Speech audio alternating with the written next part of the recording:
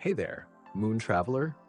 Tonight we're slipping into something a little softer, a little quieter, a gentle tale told in whispers and stars.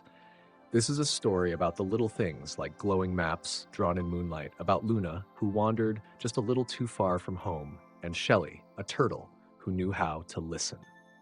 So, before we begin, if stories like this bring you a little peace, please consider giving this video a like and subscribing to the channel. May this tale ease your heart and help you drift a little more softly into rest. And with your support, this quiet corner can gently grow so more hearts just like yours can find their way here too. A like, a share, or a kind comment means more than you know. And if you'd like, feel free to share where you're listening from and what time it is for you.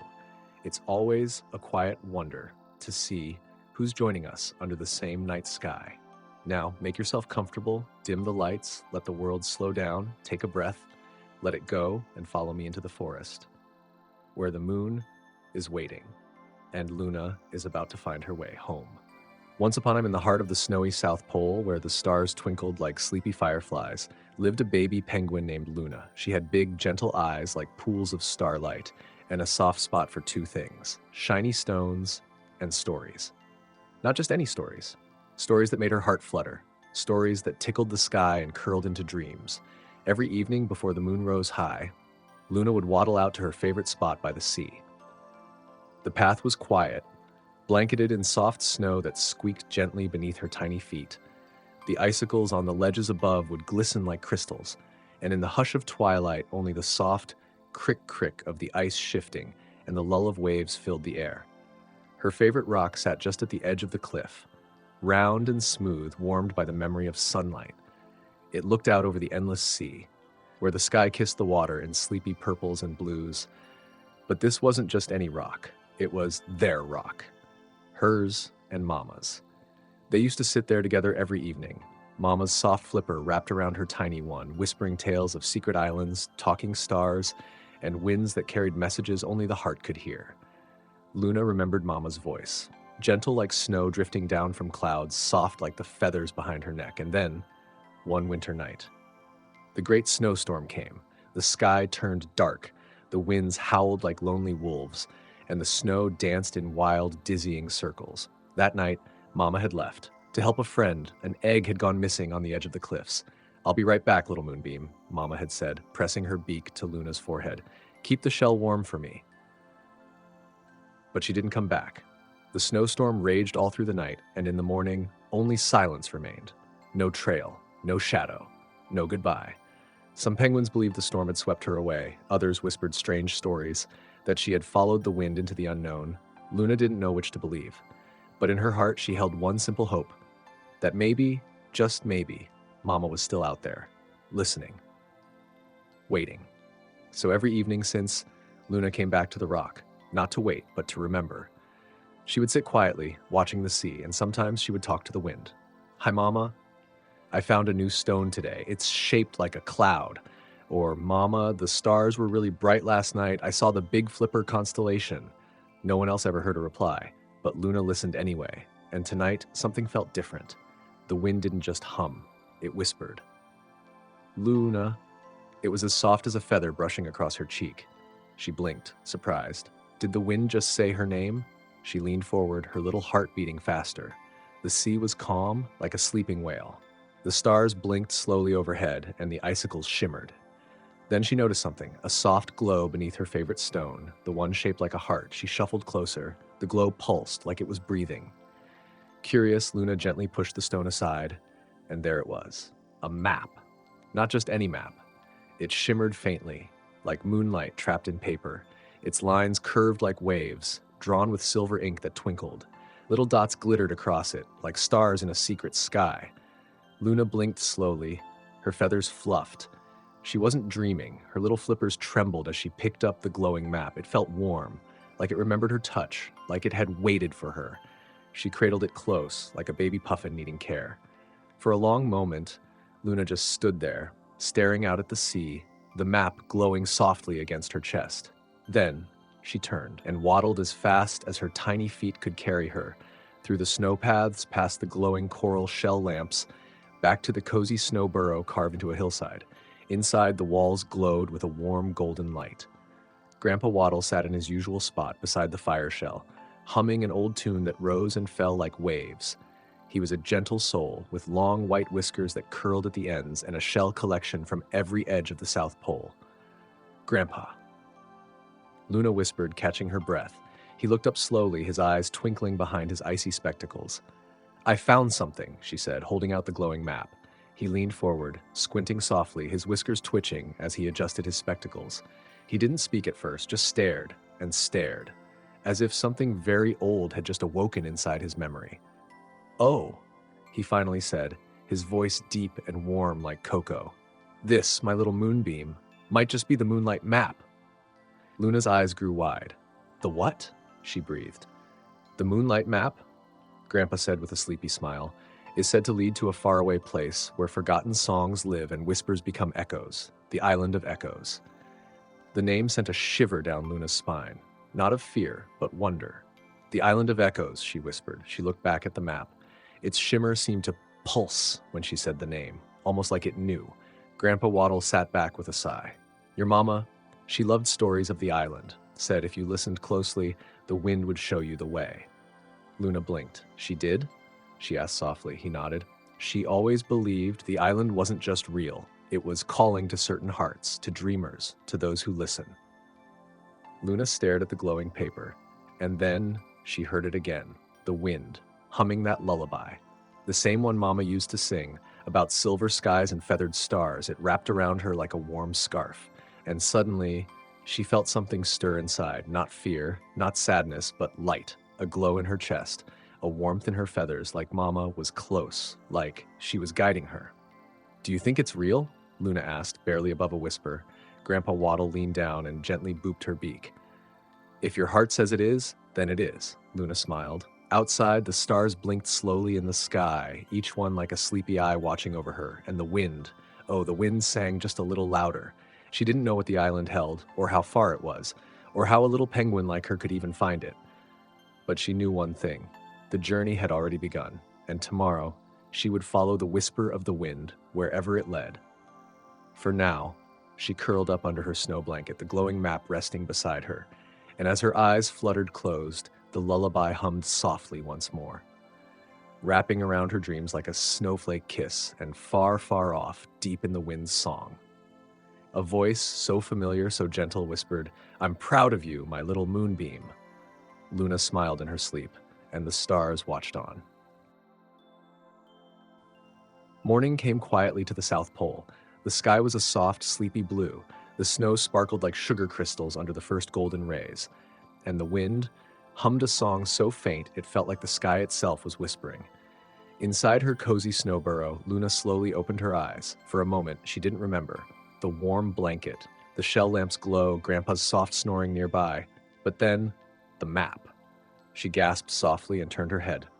There it was, still glowing gently beside her bed of moss and feathers, as if it had stayed awake all night, watching over her dreams. She sat up, blinking slowly. Her tiny feathers puffed in the cool morning air, and in her chest something stirred. Excitement, curiosity, and something else, something small and quiet, like hope wrapped in feathers. She picked up the map with both flippers and held it to her heart. It pulsed once, warm and steady. She waddled quietly across the burrow and peeked out. Snowflakes drifted lazily in the breeze. Far off, sleepy penguins were just beginning to stir, fluffing their feathers, stretching their wings. But Luna didn't want to wait. She turned back to Grandpa Waddle, still dozing gently in his shell chair. Tiptoeing over, she gently pressed a kiss to his forehead. "I'll be back soon," she whispered. "I'm just going to listen to the wind." Then she stepped outside. The air smelled like snow and salt. The sea was still asleep, and the sky above looked like it had just begun to dream. She unrolled the map. Its shimmering lines shifted ever so slightly, as if reacting to the sunlight. A new dot had appeared. Luna blinked. It hadn't been there last night. It glowed faintly on the edge of the map. A little swirl, shaped like a paw print. She tilted her head. Was it a clue? A destination?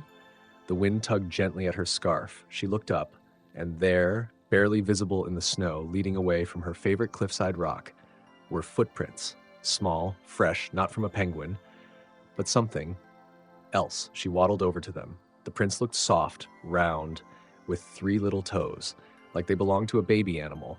She placed her own foot beside one, definitely not hers, and definitely not from the night before. They were new. Luna felt her heart flutter. She looked at the map again. The glowing swirl shimmered. Then, as if on cue, the wind whispered. This way. It wasn't words, really, more like a feeling, a pull in her chest. So she followed, step by step across the snowy hills, past shimmering frost lilies that nodded in the cold wind, past icicle bridges and burrows carved by ancient breezes. With every step, the world grew quieter, more magical. She passed a frozen waterfall that chimed softly as the wind played through it, like a glass harp whispering lullabies. She paused beside it, tilting her head. For just a moment, she thought she saw a shape in the ice, a shadow that looked almost like Mama, but when she blinked, it was gone. Just a trick of the light. Still, she smiled. It felt like Mama was near. She pressed her flipper to the ice gently and whispered, "I miss you." The wind danced through her feathers. "Keep going," it seemed to say. So she did. Soon the landscape began to change. The snow grew fluffier, deeper.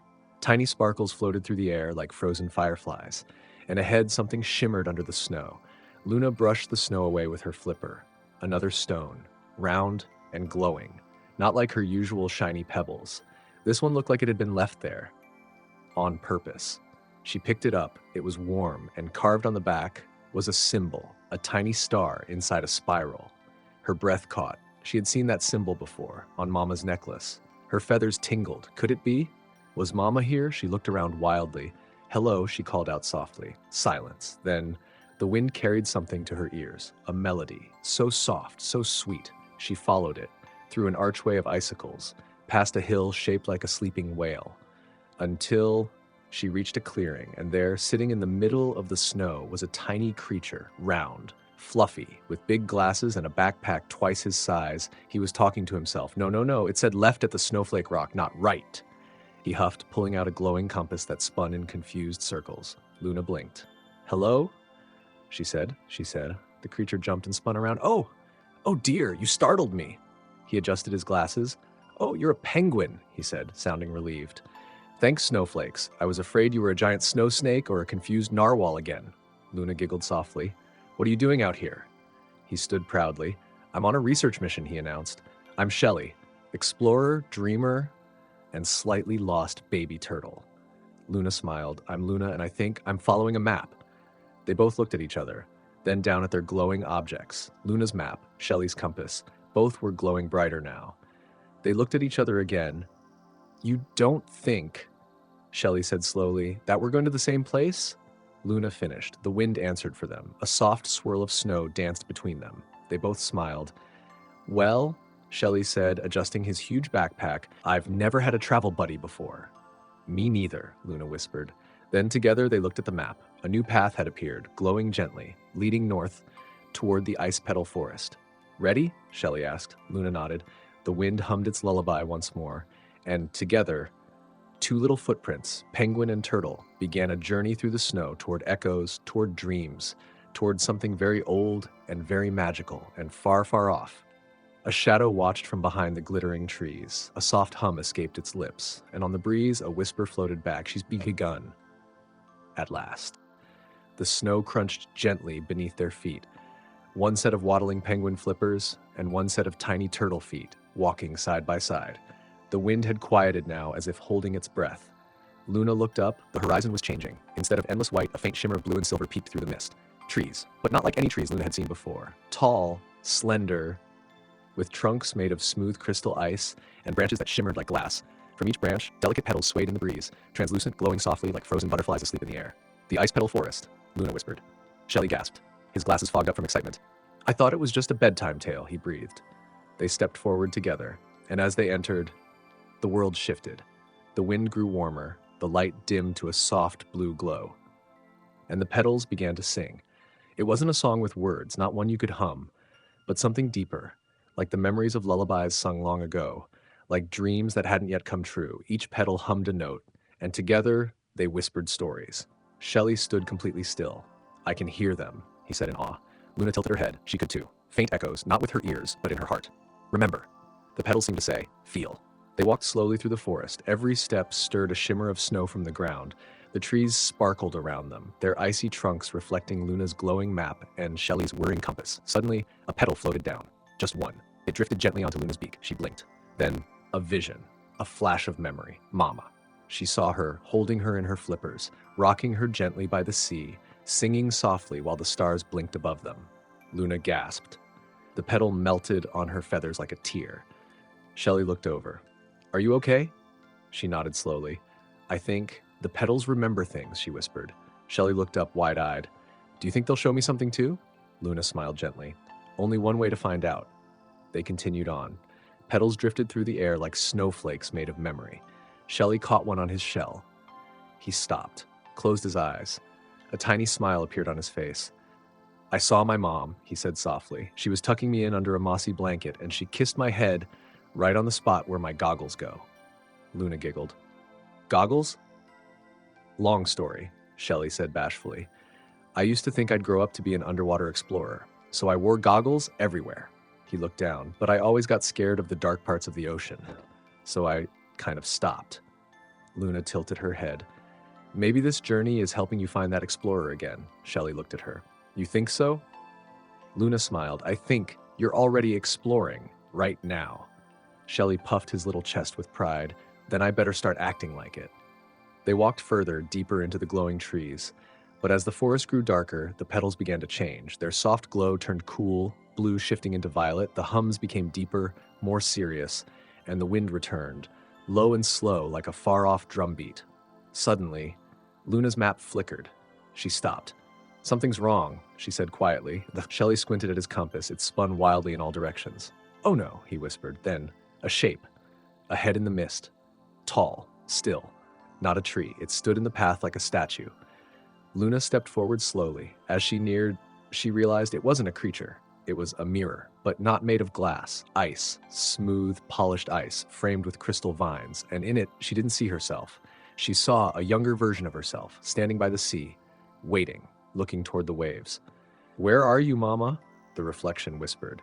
Luna's heart ached. She remembered that day, the one when Mama had gone to find a lost pebble during a storm, and never came back. The petals above hummed low. The wind curled around her flippers. Shelly stood beside her, quietly. "She's still part of you, you know," he said gently. Luna looked at him. He pointed to the map. "It glows because you believe, because you feel. She's in that." Luna reached out to the icy mirror. Her flipper touched the cold surface, and slowly the image faded, replaced by her present self. Older, wiser, braver. The map glowed in her flippers, and the wind began to rise. A breeze curled around them, then picked up into a soft swirl. Around and around it danced, lifting the petals into a glowing spiral. And then a path appeared, straight through the trees, lit by blue and white petals fluttering like lanterns. Luna stepped forward. Shelly followed close behind. Neither spoke. The forest was watching, accepting them, guiding them. They walked in silence, deeper into the light. After some time, the petals began to glow warmer again. The air became lighter. The hum softened into a lullaby once more, and the trees began to thin. They stepped out into a clearing. Above them, the sky stretched wide, painted in sleepy purples and soft pinks. The stars blinked gently, just waking from their day's nap. In the middle of the clearing sat a stone, round, smooth, with that same spiral star carved into it. Next to it, a tiny nest made of feathers and moss. Luna walked to it. There, resting softly, was another map, smaller, faded, with Mama's name etched faintly on the corner.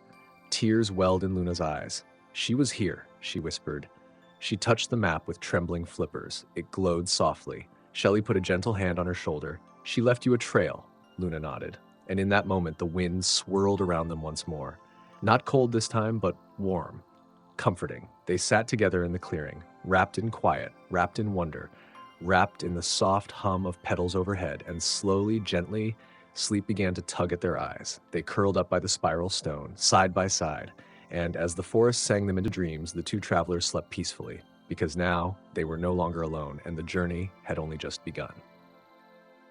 The morning light tiptoed across the snow, painting the white ground with shades of rose and gold.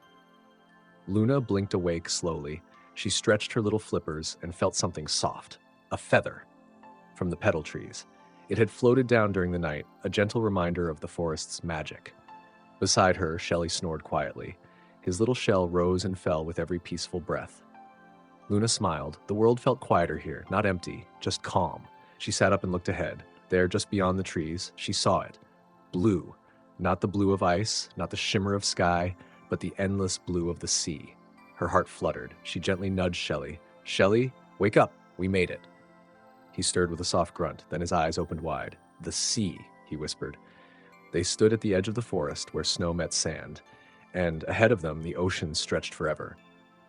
Waves rolling gently like the earth was breathing. They walked forward, flippers and feet pressing into soft, damp sand. It was quiet, no wind, no pedals, just the hush of waves lapping against the shore like a lullaby. Luna stared out. "This is the place Mama used to tell me about," she said softly. She called it the Whispering Whale Bay. Shelly looked around. "Do you think we'll find actual whales?" Luna's eyes sparkled. "If we listen carefully." So they sat down on a smooth rock, side by side, and they waited. Minutes passed. The sun rose higher. The waves sang their soft song. And then, a sound, low, deep, far below the water. Wah! Shelly sat up straighter. "Did you hear that?"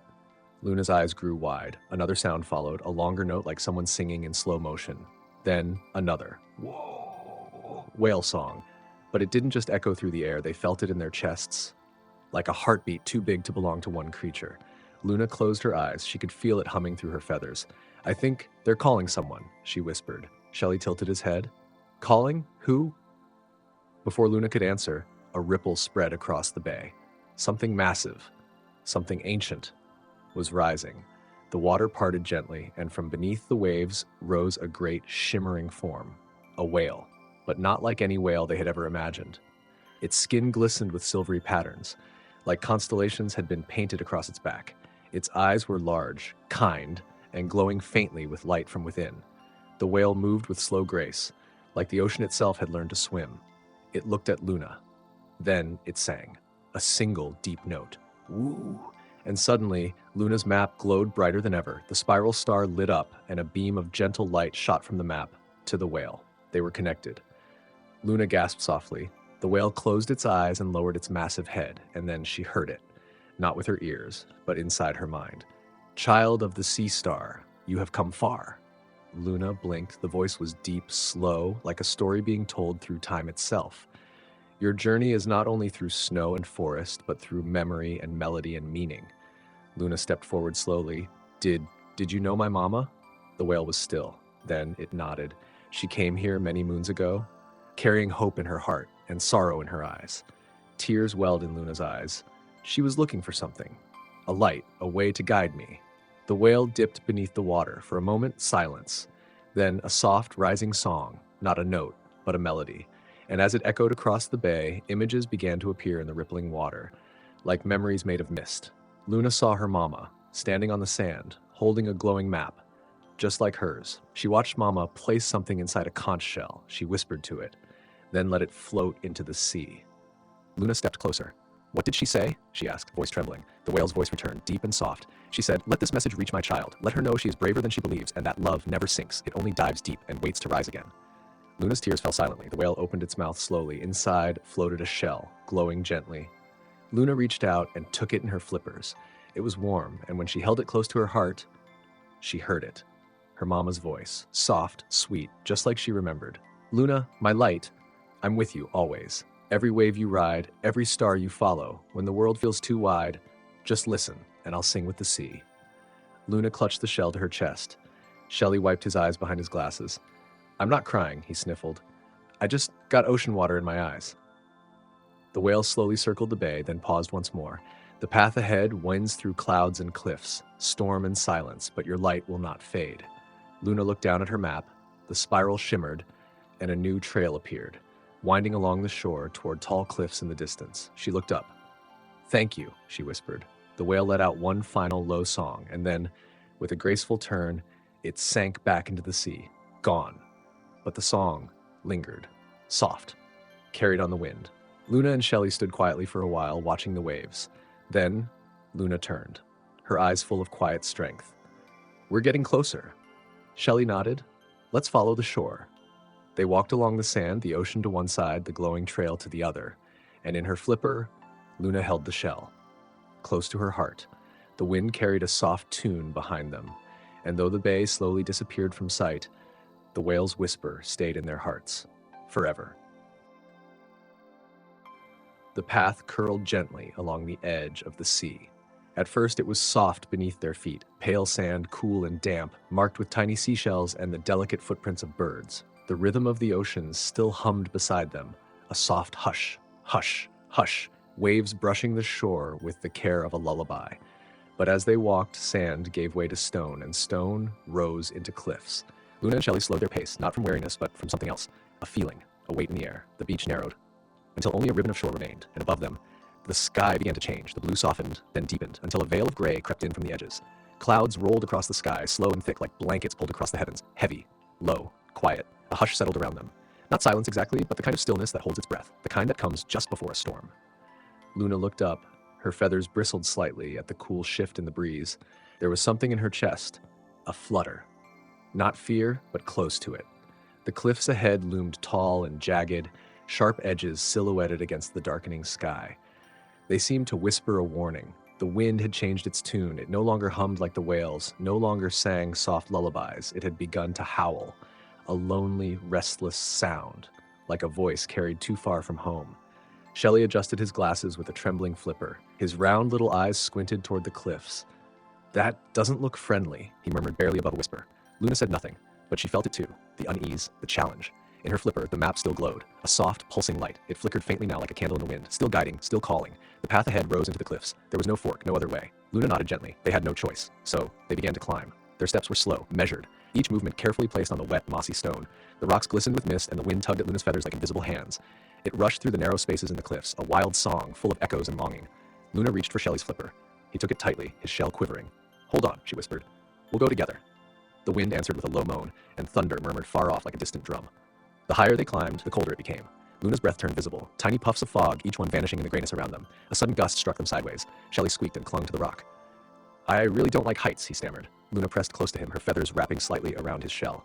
"Don't look down," she said gently. "Just keep breathing. We're almost there."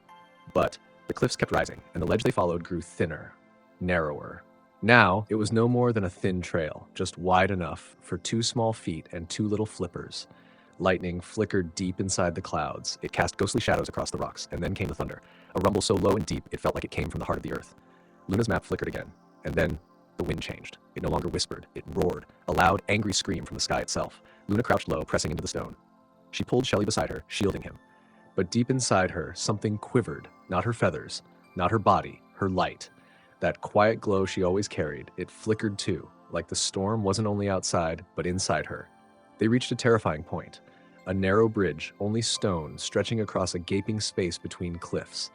Below them, nothing but mist, and the long, long drop to the ocean far below. Luna froze. She looked ahead. Her heart thudded loudly in her chest. Shelly stared too. His voice was a whisper lost in the wind. "No, no way, I can't do that." Luna couldn't answer, because in that moment, she wasn't sure she could either. The map still pulsed faintly in her flipper, a soft, patient heartbeat, waiting. Luna held it up. "Just follow the light," she breathed, and she stepped forward, 1 foot, then another. The stone was slick. The wind tugged with wild hands, but Luna moved, slow and steady, her eyes fixed ahead. Shelly followed, he, trembling, tiny steps, eyes closed tight. Then a crack of thunder, sharp, close, and with it, a gust of wind slammed into them. Luna cried out, her flipper slipped. The map flew from her grip, spiraling through the air. Gone. She dropped to her knees. "No," she cried out, voice lost in the storm. The glowing path vanished, the light in the air dimmed, extinguished. All that remained was the wind and her heartbeat. Shelly crawled beside her, his eyes wide with worry. "It's okay," Shaggy said gently. "We'll find it again. We always do." But Luna didn't answer. She was still, frozen. The storm around her felt like a storm inside her. The light was gone, and her courage felt buried beneath the weight of it all. Then something soft, a touch on her cheek, cold, gentle, a snowflake, and then another. Even in the storm they fell, tiny whispers of quiet in a world full of noise, and with them, a memory. Her mama's voice as soft as the snow. "When the wind is loud, close your eyes, let the quiet inside you speak." Luna closed her eyes. The storm didn't stop, but inside she found stillness. She listened, not to the thunder, not to the howling wind, but to the hush within her. And there, beneath the noise, beneath the fear, she felt it, a flicker, a spark. Her light, not gone, just quiet, waiting. She pressed her flippers to her chest. A whisper escaped her lips. I'm still here. The wind eased just a little. Shelly leaned closer. What did you say? He asked. Luna opened her eyes. She stood slowly, carefully. I said, I'm still here. And as she said it again, a glow returned. Not from the map, not from the sky, from her. A gentle shimmer right above her heart. It wasn't the trail that gave her strength. It wasn't the paper. It wasn't the stars. It was her. She had always been the light. Luna turned to Shelly, her eyes clearer now. Let's go, she said softly. They took each step slowly, deliberately, together. The storm still raged, but it no longer ruled her, because now she heard something else, her own calm, strong, and steady beneath the noise. And finally, they reached the other side, a wide ledge, smooth and open, safe. They collapsed onto it, laughing through their tears, breathing fast, but smiling. Behind them, the storm began to pass. The clouds thinned, the wind softened, the thunder drifted away like a sigh, and in the sky above, stars began to peek through. Not just any stars. The spiral. It shimmered, real, bright, gentle. The light danced across the stone, pointing to a new path ahead. Luna stood, not because the storm had gone, but because she had walked through it. Shelly looked at her, eyes full of wonder. You were kind of amazing back there. Luna smiled gently, shook her head. No, I was scared, she said, but I remembered something. What? Shelly asked. That light doesn't mean we're never afraid. She paused. It means we keep going, even when we are. They stood side by side, looking out at the ocean and up at the stars, and Luna whispered, Thank you, storm, because even in the wildest wind, even in the darkest dark, she had found her way. Not by the map, not by the sky, but by the glow within her. The stars had returned. One by one, they lit the sky like tiny songs, gentle notes in the hush after the storm. Their silver glow spilled over the high cliffside, washing stone in moonlight, turning shadows into whispers. Luna sat at the edge of the world. Next to her, Shelly rested, glasses slightly crooked, his shell glistening with leftover raindrops. Neither of them spoke for a long while. There was no need. The waves below told the story. The wind carried the chorus, soft, slower now, as if the storm had taken its final breath and left behind only memory. Luna held the spiral in her flipper, not the one drawn on paper, not the one carved in stone, but the one glowing inside her chest. She didn't know how it got there, only that it pulsed gently like a heartbeat, her own light. And yet, the path ahead was not what she expected. Instead of rising toward the stars, the trail curved downward, not skyward, but inward, into the cliff, into the earth, into the quiet. Before them was an opening, a cave carved deep into the stone. It looked like a mouth, open and wide, not threatening, just waiting. Luna stood slowly. Shelly hesitated. He pushed his glasses up with one small flipper. I think I'll wait out here, he said, voice soft, not scared, just sure. Luna nodded. Some parts of the path you walk alone. She stepped inside, and the world changed. The cave was cool, still, the kind of stillness that listens back. The air smelled like old stone, like salt that had waited 1,000 years, like something sacred. Each step echoed. Click, click. Behind her, the light from the entrance faded. Before her, only shadow and silence. But she didn't feel afraid. She felt noticed, not watched like someone hiding in the dark. More like when a breeze carries your name and it feels like someone you love is calling. She paused, and then a glow, faint, flickering, like the first breath of a candle in the dark. It came from a lantern, small, simple, sitting alone on a smooth stone pedestal. It looked unremarkable, but its light was gold, deep and warm, alive. Luna stepped toward it, and then she heard them. At first, they were only whispers, soft like the hush of waves brushing the shore, then clearer. Voices. We've been waiting, one said. Luna froze, not with fear, with recognition. The lantern shimmered, and then the walls, the very stone around her, began to glow, slowly, gently. Like memories returning from sleep, shapes appeared, soft, glowing outlines, faces, not ghosts, not haunting, just echoes. Old penguins with kind eyes, turtles with shells carved with storylines, foxes, whales, owls, deer, creatures from all places, all times, each one with a lantern of their own, each one glowing, each one familiar somehow, as if she had always known them, even if she'd never seen them. "Do you know what this place is?" A gentle voice asked. Luna shook her head. Another answered, "This is the Cave of Lost Voices. Not voices that disappeared, but voices forgotten." The lantern beside her pulsed, like it agreed. And then the cave filled with scenes, moments, a swirl of memory, and Luna saw herself, younger, tiny, wrapped in her mama's flippers, listening to a story about stars and courage and wonder. Her mama's voice echoed, "You are made of light, little Luna." Then another memory, a different voice, colder, sharper. "You're not enough. You're too small. You'll never make it." Luna flinched. That voice had lived in her a long time. She remembered believing it, even when she didn't want to. The lantern glowed again. Another voice joined the room, calm, wise. "All your voices come here," it said, "the ones you cherish and the ones you bury."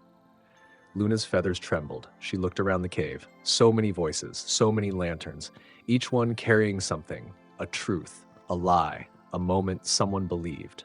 Some were warm, some were sharp, some just confused. "Why are you showing me this?"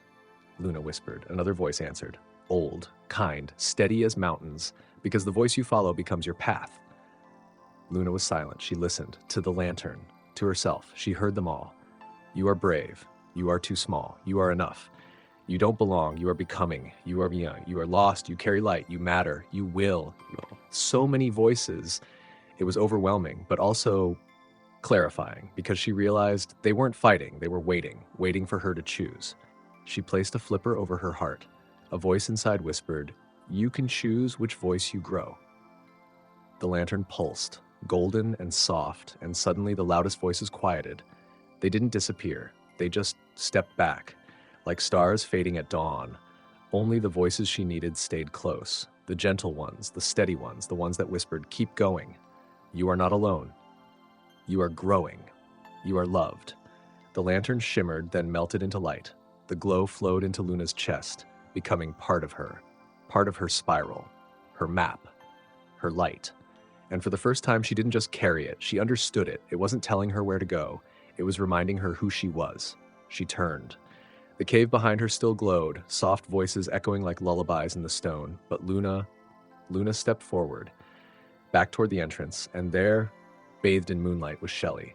He sat with a sleepy smile, his little glasses slipping again. "You were gone a while," he said, yawning. Luna smiled gently. "I was listening." Shelly tilted his head. "To what?" Luna placed a flipper on her chest. "To everything I used to believe, and everything I now choose to." They sat together for a long while, not speaking, not needing to. The stars overhead sparkled quietly, and beneath them the world was full, not loud, just full of light, of voices, of choice, and of one little penguin who was no longer just on a journey. She was a penguin with a voice of her own, a light of her own. And with that voice, with that light, she would go forward. The sun had not yet risen, but the sky was no longer dark. It hovered in that tender in-between, where the world is hushed, still cradled by night, yet quietly stretching toward day. Above them, the heavens were painted in the softest watercolor hues, lavender, blush pink, the palest blue, as if morning were gently remembering itself, like someone waking from a beautiful dream. Luna and Shelly walked slowly. There was no hurry in their steps. Each footfall pressed into a path cushioned by moss, springy and cool beneath their feet. The trail wound gently through the trees, curving like a lullaby, whispering, "This is not a place for rushing." The air smelled sweet, not of anything sharp or bright, but like fallen petals and morning dew and the memory of blossoms long past. It smelled like letting go. As they moved deeper, the forest began to change. The trees grew taller, more ancient, their trunks wide and gnarled, twisting skyward as though reaching for secrets carried in the clouds. Their bark was lined with soft cracks like smiles weathered by wisdom. And the leaves, oh, the leaves, not green, but deep gold, burnt orange, velvet red. They shimmered softly, catching the early light as they turned gently in the breeze. It was not a wild flutter. It was a slow dance, as though each leaf had waited all year for this very moment to let go in beauty. The deeper they walked, the warmer the air became, but not the heat of the sun. A softer warmth, the kind you feel when someone wraps a blanket around your shoulders, or when you sit beside a fire not to chase the cold away, but simply to be still. They had entered the garden of turning leaves. And here, time moved differently. It stretched, unraveled, like a ribbon floating downstream. Luna paused, her wide eyes drinking in the stillness. Something about this place felt safe, gentle, like a sigh at the end of a long day. Shelly looked up, his sleepy eyes shining. "It's beautiful," he said softly. Luna nodded slowly, barely breathing. It was too beautiful, perhaps. They moved deeper, feet brushing through pools of golden leaves that didn't crunch or scatter, but simply shifted with grace, like the forest knew they belonged here too. And then they found it. A clearing. Wide, inviting, open like an embrace. The ground was blanketed with the softest moss, cushiony and warm. Shallow pools of golden water shimmered at the edges, just deep enough to ease tired feet. The trees that circled the clearing sang low lullabies, their leaves rustling with voices older than words, and in the very center, a stone table. It was smooth, weathered, wrapped in ivy and sunlight. Upon it sat platters of fruit, round, full, glowing like they had been kissed by the stars. Bowls of honey glistened beside them, and loaves of bread, still warm as if baked by the morning itself. And just beside the table, a sign, carved with careful curling letters. "You've come far enough. Rest. Stay." Shelly's eyes lit up, his voice hopeful. "Maybe just a little while?" Luna said nothing. She felt so tired. Not just in her wings, which ached from the journey, not just in her feet, sore from wandering, but in her heart, still carrying the weight of voices, of choices, of fears whispered in the quiet. A soft wind moved through the trees above. It touched her face like a mother's hand, tucking a strand of hair behind her ear. For a moment, Luna imagined it. Staying here, safe, warm, fed and folded into stillness, no cliffs to climb, no storms to face, no questions waiting in the distance, just this peace, this comfort. She sat down slowly, the moss rising to meet her as if it had been waiting just for her. Shelly curled beside her, his eyes already drifting closed. His little body relaxed completely, no fear, no tension, just trust. Luna exhaled, closed her eyes, and for a long, gentle while there was nothing but stillness, breath, warmth, the lullaby of wind through ancient leaves. But in that stillness, something stirred, a whisper, not from outside, but within. It did not shout, it did not scold, it simply spoke, soft but sure. Comfort is a kind friend, but a silent thief. Luna's eyes opened slowly. The garden looked the same, golden, peaceful, still. But now she noticed some of the leaves no longer swayed. They were still, frozen, their colors faded, and beneath the moss, not just softness but shapes, faint but clear, footprints, so many, worn into the earth and unmoving. Luna stood gently, her limbs heavy with reluctance. She stepped past the table, its bounty untouched. Behind it, older signs, faded, worn by time and weather, each carved with care, with names, dates, dreams, and beneath each a single word, stayed. She turned to Shelly, still curled like a comma in a resting sentence. She knelt. Shelly, her voice barely a whisper. "It's not time to stop." He stirred, eyes fluttering open. "But it's so nice here." Luna nodded gently. "It is, and maybe one day we'll return, when it truly is time to rest. But not yet." She looked back at the garden, so full of peace, and yet she lowered her eyes to her feet, the path, still there, just past the clearing, winding forward toward something unknown. She reached out a hand. Shelly blinked at it, then took it. His little fingers wrapped around hers, still warm from rest. Together, they stood. Together, they turned from the table, from the cushions, from the tempting quiet. Each step forward felt harder than the last, not because the path was steep, but because the comfort behind them was so strong, so soft, so easy to stay in. But they walked, and as they did, the garden didn't protest. It didn't cry or cling. It simply faded, gently, lovingly, as though it understood. The trees bowed slightly, their branches swaying in something like a farewell. The wind whispered, not goodbye, but thank you. And then from high above, one final leaf detached, a deep, rich red, almost glowing. It spiraled down slowly, graceful, unhurried, and landed on Luna's shoulder, a gift, not a burden. She paused, touched it lightly, smiled. It was a reminder that comfort, while sweet, is not always true rest, because true rest comes from purpose, from becoming, from walking forward even when the bed is warm and the journey unclear. They walked in silence, not heavy silence, but peaceful, open, listening, until the path curved and the golden light of morning poured through the trees like honey across a quiet table. The garden of turning leaves was gone, but its lesson remained, and Luna's glow was brighter, softer, wiser, for she had chosen not just to rest, but to rise. The path had grown quieter, not silent, but quieter in a way that felt deeper than sound, like the hush that comes before a snowfall, or the stillness of a thought just before it forms. Luna and Shelly walked slowly now, their steps no longer full of bounce or urgency, but something softer, more deliberate. The golden light of day stretched behind them, a gentle reminder of all they'd passed. And ahead, a fine mist curled low to the ground, rising like memory made visible. It wasn't cold, but it wrapped around them like something whispering secrets they almost remembered. They were climbing. Not a steep hill, not a mountain, but the kind of slope that doesn't ask your muscles to ache, only your heart. The earth tilted beneath their feet. The trees began to thin as if stepping back, making space for something older to speak. And then they saw it. A hill. Round, smooth, coated in a silver blue hue that shimmered softly in the mist. It wasn't grand.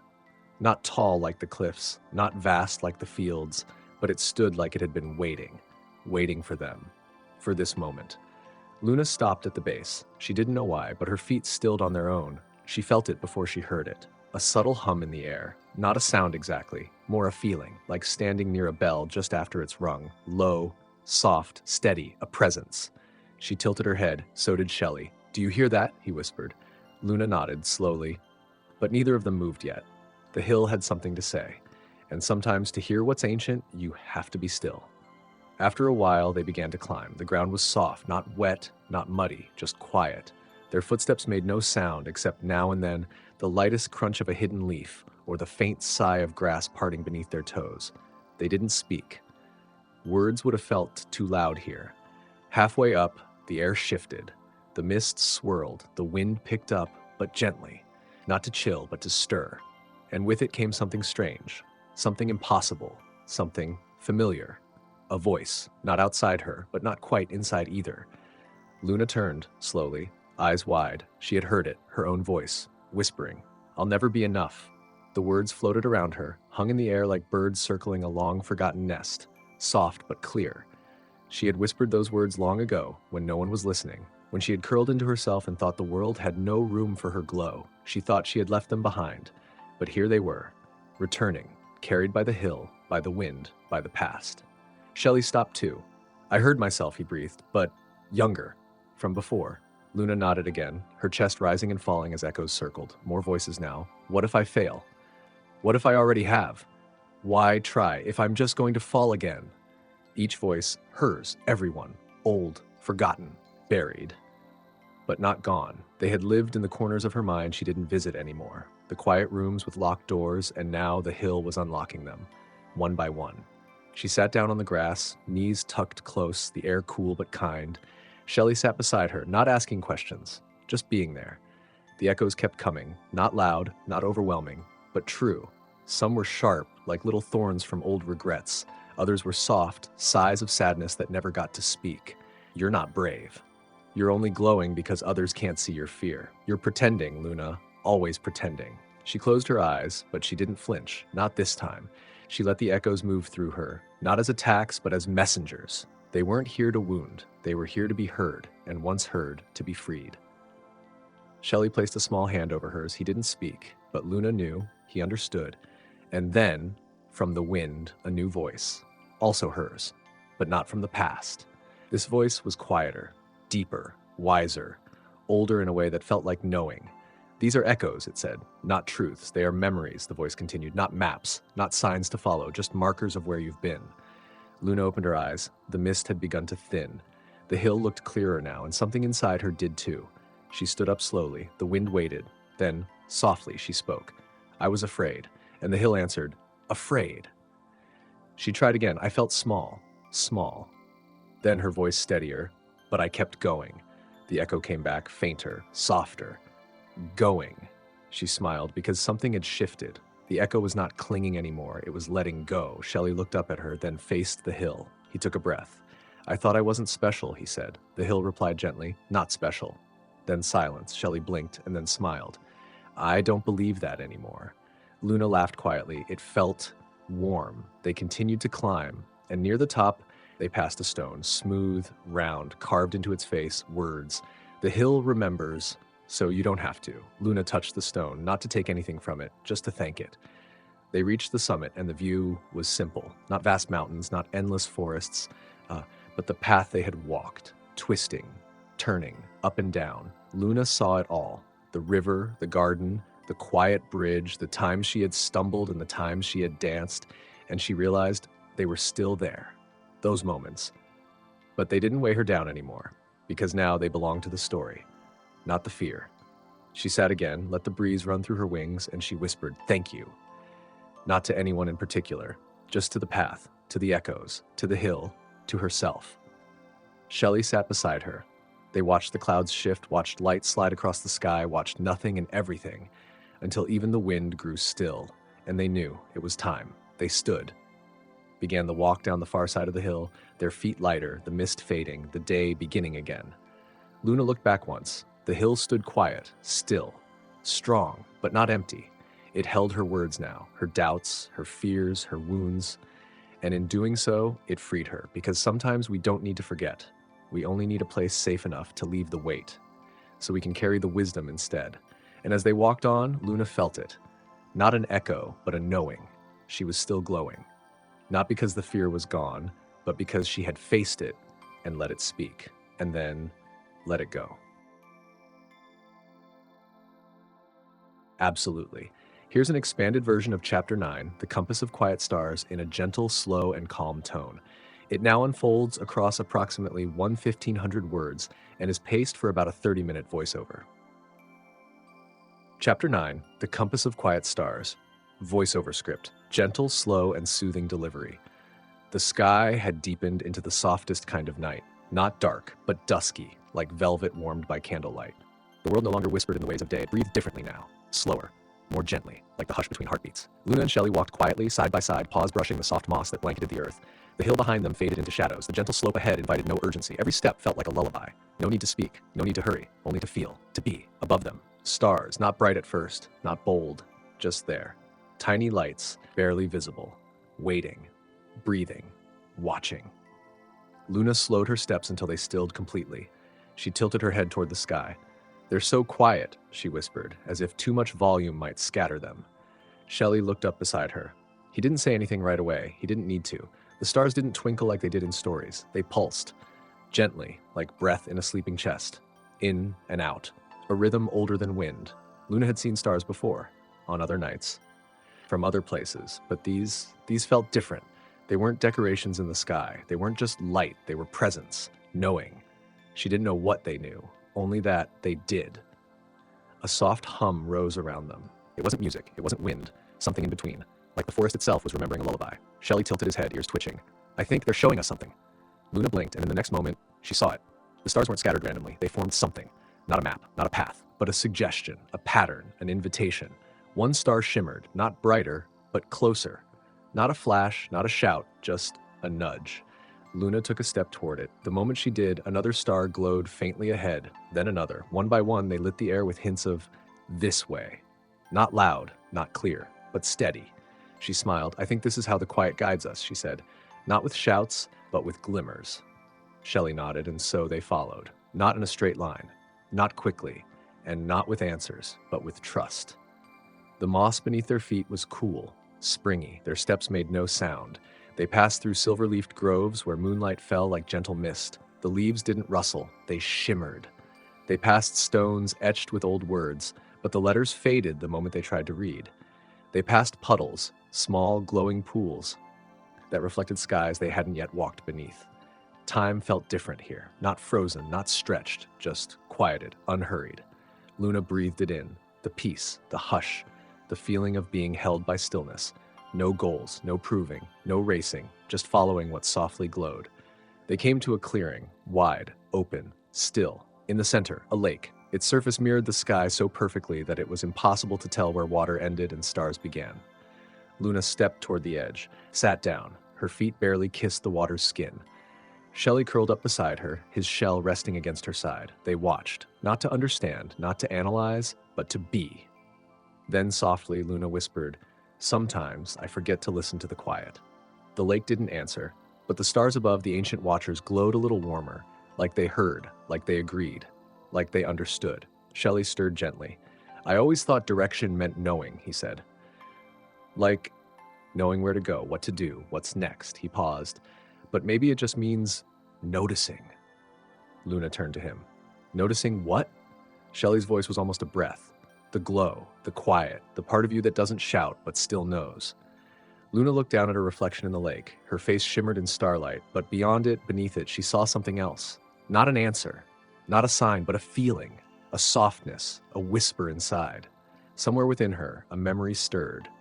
All the times she had rushed, all the times she had chased signs, loud messages, certain directions, but maybe the real compass was never loud. Maybe it pulsed, like the stars, softly inside her chest, inside the hush. She whispered to the lake, or maybe to herself, what if the stars aren't out there to show us the way, but to remind us we already have one?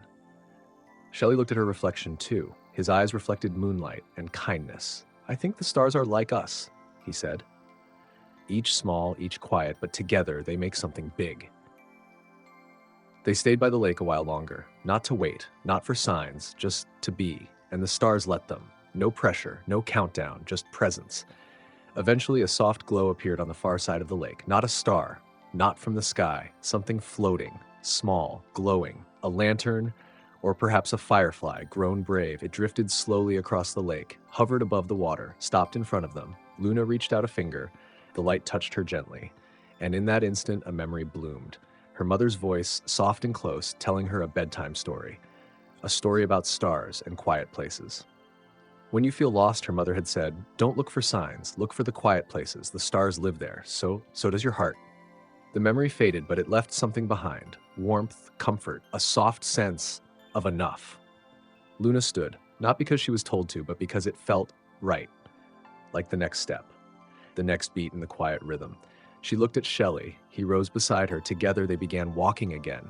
Not chasing, just following. The stars didn't scream directions. They shimmered, they waited. They lit only the next step, then the next, then the next. And Luna, that's what true guidance feels like. Not a map, but a rhythm. Not a command, but a whisper. Not an answer, but a presence. As they walked through the night, the stars dimmed. Not gone, just resting. Like they'd done their part. And in their place, a soft light rose from the horizon. Morning? Already? It had come without them noticing. The quiet had carried them through. Luna looked to the sky, now fading into blushes of dawn, and even as the stars disappeared, she could still feel them, not above, but within, still guiding, still glowing, like the softest compass, the kind you carry inside, always. The morning was pale, not bright yet, just beginning. A gentle hush brushed across the world, like the sky was taking a deep breath. Mist curled around the edges of the trees, soft and slow, clinging to branches like dreams that hadn't fully faded. The leaves held tiny drops of dew, each one catching the light like a secret waiting to be seen. The forest didn't speak, it listened. Luna walked in silence, each footstep a whisper, each breath a quiet prayer. She didn't know what she was walking toward, only that she had to go. Beside her, Shelly the baby turtle moved steadily. No rush, no hesitation, just his little legs, one step at a time. They had walked far, through shadows, through fear, through the kind of pain that doesn't always cry out loud. Now the silence felt different, not empty, but full. Something was here, something sacred. The sky was a soft gold now, barely waking.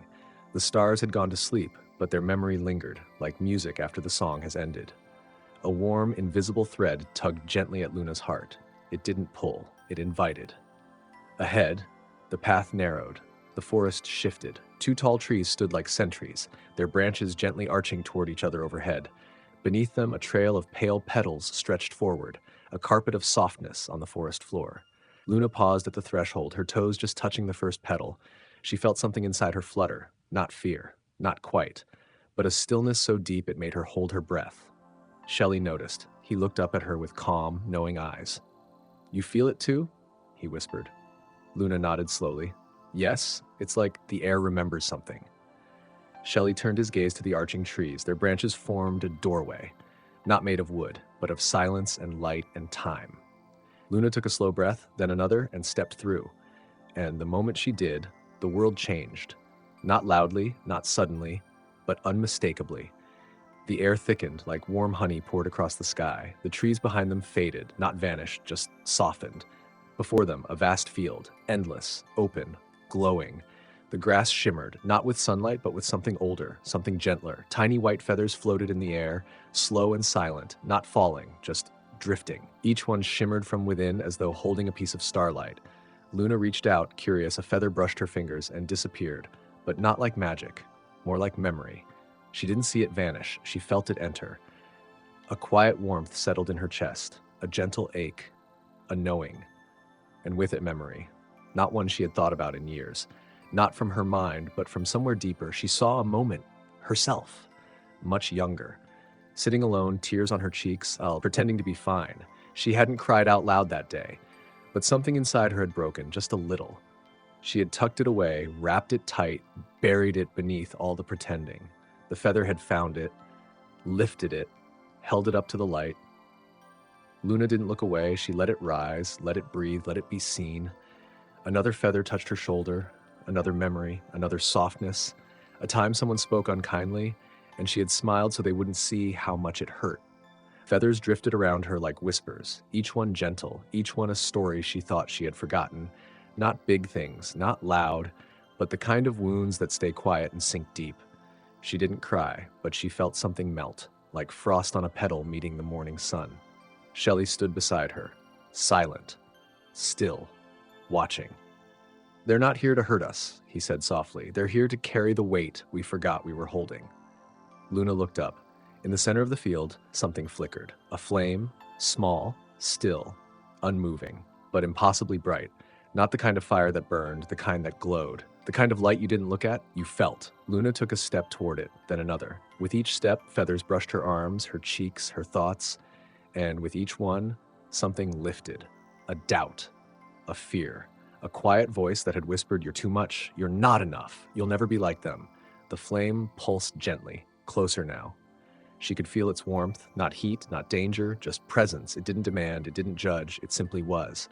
And as she stood before it, more voices rose, not out loud, but inside. Words she had heard long ago, words she had carried. "I'm not lovable. I ruin everything. I'm always the problem."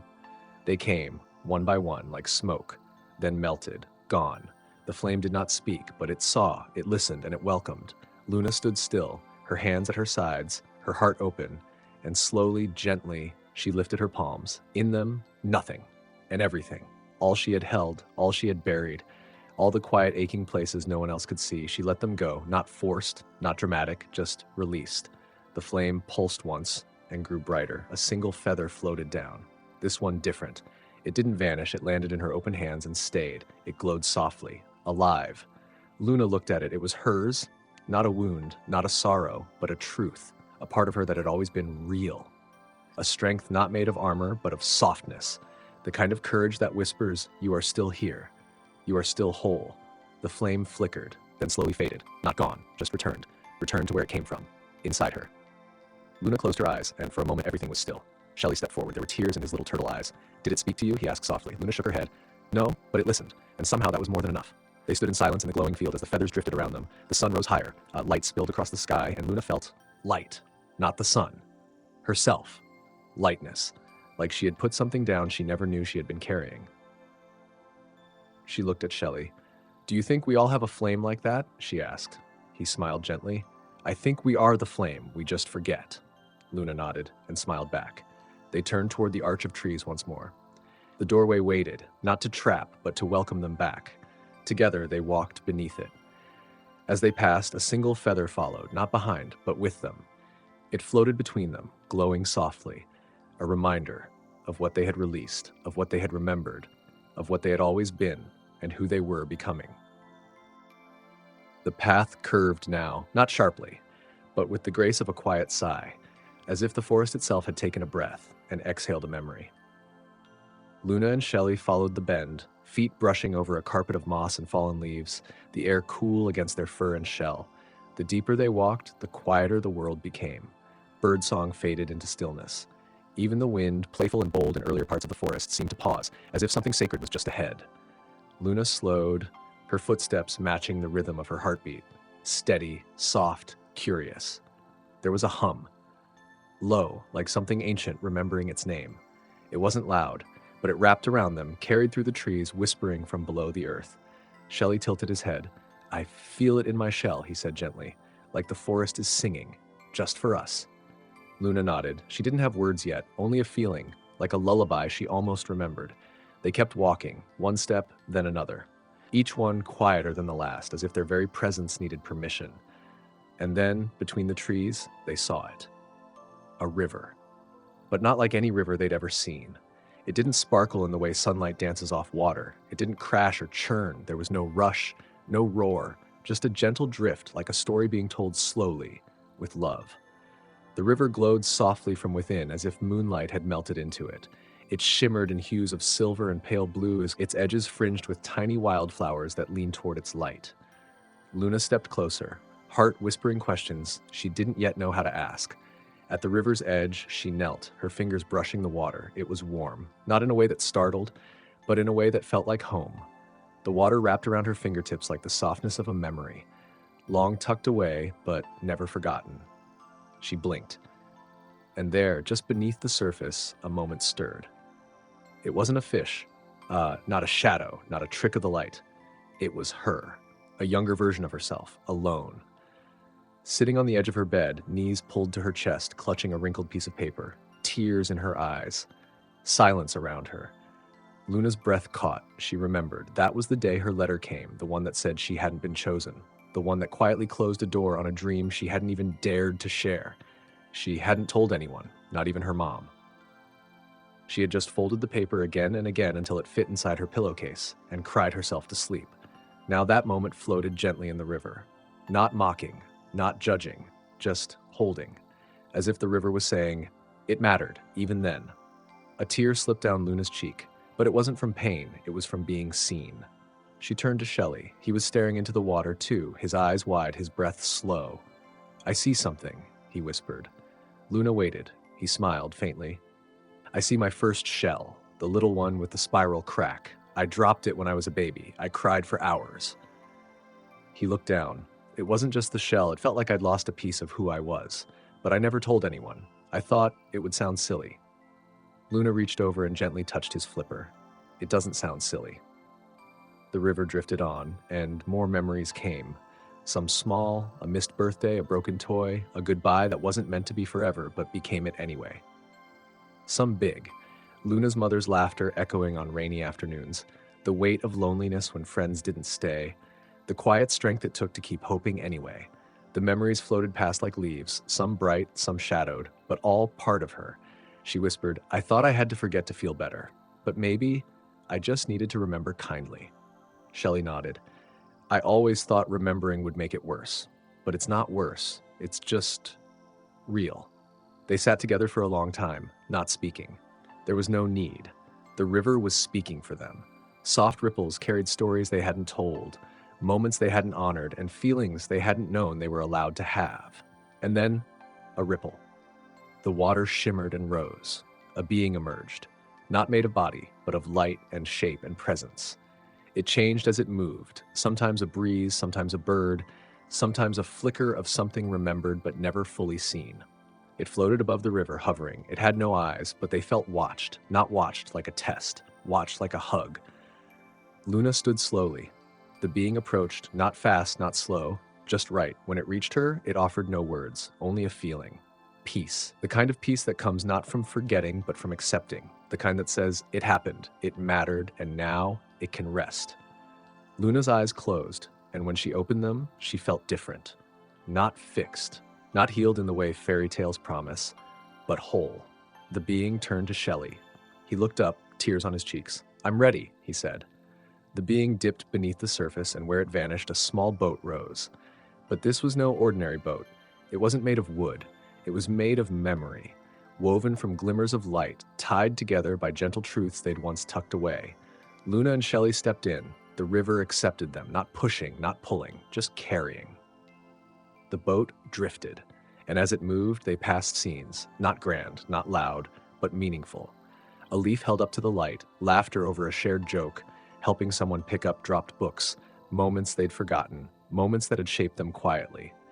Luna leaned back, letting her breath slow. She whispered, I always thought I had to forget to move on. Shelly's voice joined hers, and I thought remembering would hold me back. They were both wrong. The river had shown them that memories, even the hard ones, weren't burdens. They were roots, anchoring, connecting, teaching. They weren't chains. They were bridges leading from who they were to who they could become. The boat drifted on, carried by a river that didn't rush because healing doesn't hurry. Eventually, the trees thinned. The light changed. The water shimmered a little less brightly. The boat brushed the shore, not with sound, but with knowing. It was time. Luna stepped out. Shelly followed. A final ripple danced behind them, and from the river's surface, a smooth stone floated to the edge. Luna picked it up. Warm, weightless, familiar. Carved into it, a single word, remember. She held it to her chest, not as a wound, not as a fear, but as a blessing. She turned to Shelly. He smiled. Together they walked into the trees, not away from the river, but forward, toward their path, toward what was next. They carried no extra weight, only wholeness, only understanding, because they had looked back, not to stay, but to see. And the river would always be there, flowing, remembering, welcoming anyone ready to float through the truth of who they've been, so they can walk forward into who they are becoming. The forest began to hush long before they reached the hollow. The trees, once whispering with rustling leaves, now stood still, as if in pause, heads bowed in silent reverence. Even the wind softened its breath. The usual snap of twigs beneath Luna's boots now sounded distant, like footsteps in a dream. The path narrowed, then widened again, revealing a clearing. A quiet hollow, tucked like a secret between hills and sky. Sound itself seemed to be sleeping here. No birdsong, no breeze, just stillness. Luna slowed her pace. Her feet moved carefully, gently, as if the very air beneath her could ripple or tear with too much weight. Behind her, Shelly stepped lightly, his wide eyes darting from shadow to light. He didn't speak. Neither of them did. They didn't need to. The silence spoke enough. And then they saw it. At the very center of the hollow stood a tree. But not just any tree. An ancient tree. It rose into the mist like a mountain made of memory. Vast, majestic, so wide it could take 10 people holding hands to reach around its base and still not touch. Its bark was not brown or green, but deep gray like weathered stone. Veins of silver shimmered faintly across its trunk, catching what little light filtered through the mist, glinting like old starlight. Its branches curled high above them, so high they disappeared into clouds, not reaching for the sky, but cradling it. But it wasn't its size that made Luna stop and draw a breath. It was the silence. Not the silence of emptiness, not the hush of fear, but a silence that felt full, a listening kind of silence, like someone waiting with patience, like a story holding its breath, waiting to be heard. They stood there a long while, listening, not to noise, but to something beneath the quiet, something soft, something living. Then Luna stepped forward. The roots of the tree spread wide across the hollow floor. Some dipped below the earth, but many arched up, forming natural alcoves, little cradles tucked in the roots' arms. Gentle, rounded shapes, places to sit, to rest, to remember. Luna paused beside one. The bark was etched with markings. Not letters, not symbols, but something older, carvings that felt familiar. Not in sight, but in feeling. She reached out and touched one. It pulsed, a soft warmth, not from the tree, but from inside her. She inhaled slowly. The world quieted further. Even her thoughts began to soften like waves calming after a storm. She sat, curled gently in the root's hollow, her back against the bark. Shelly lowered himself beside her, his small hands clasped in his lap. The stillness around them welcomed their presence, as if the tree had been waiting for this very moment. Then, the tree began to speak, but not in words, in echoes. At first, it was Luna's own laughter, high and bright, the laughter of a small girl chasing moonlight through the corridors of her childhood home. The sound floated around her like a breeze, real, yet far away. Then, a lullaby. Her mother's voice, soft and steady, notes like feathers, wrapping around her the way they once had on nights when the world outside her window felt too big to hold.